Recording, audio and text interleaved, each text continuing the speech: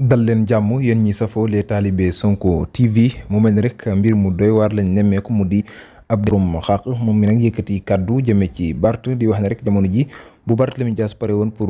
daal di campagne waaye itam woote élection moom lay daal di àndal muy wax ne rek Bart homme d'honneur la waaye itam homme royuwaay la moom loolee la xamle di wax ne jamono ji ñu toll Pastef bu doon woote Bart di woote ak li ko Bart wan kon ca Barthélémy Dias lay daal di dem mu mel ni daal moom jamono ji nag Sénégal yi ñoo ngi koy humilier fu nekk di ko vaar mu nekk nag nit koo xam ne daal farul fenn paaka ñaari bol la ginnaaw bi mu doon dem ca assemblée nationale nag di xëccoo foofee ca pencum ndawi réew ma mujjul am waaye itam kañot ba mu doon sàkku sax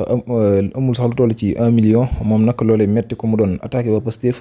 ginnaaw ba mu feebare woon nag benn jigéen bu dëkk ci Pastef moom nag demoon doon ko defal benn kañot muy wax ne bu xamoon ne jigéen goog ko defal ci Pastef la bokk du jël boobule xaalis te xaalis boobee au lieu que moo ko daal di faj kon moom daal jamono ji daal la mu xam ne rek moo di kile di Bart daal bu pare woon pour woote élection moom daal lay daal di àndal moom Abdou Karim Xurum Xax mu nekk nag mbir moo xam ne jamono ji Sénégalais yi ñoo ngi koy daal di vaar fu nekk nag mu nekk koo xam ne daal farul fenn paaka ñaari bol la moom Abdou Karim Xurum Xax nag mu nekk mbir mu doy waar Abdou Karim mi nga xam ne ñëpp xamoon nañ ko ci bëgg Pastef waaye itam doon nit ku dëgg waaye itam am fulla waaye jamono ji daal mel nañ rek jamono ji ma ngay bëgg a weddi boppam di wax ay wax yoo xam ne daal kenn mënu ko misaal depuis mu perte élection yi assemblée yi daal ba tey depuis mu perte député bi mu bëggoon a doon te doonu ko ba tey daal day yëkkati kàddu yu doy waar rek di ko jëme ci Pastef ñu wax ci leneen mu di rek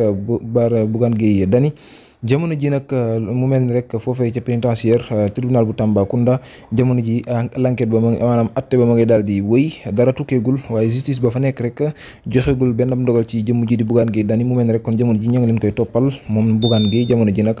ci suba ba léegi daal ña nga fa di diglu rek ban xibaar rek mooy daal di tukkee ci biir waaye nag amaguñ benn information bu fa tukkee waaye daal ñi nga xam ne génn nañ te wax rek moo di Bougane deful dara waaye itam waxul dara luñ koy téye kon ñoom rafet nañ jot ci ne des na ko bàyyi léegi-léegi jërë ngeen jëf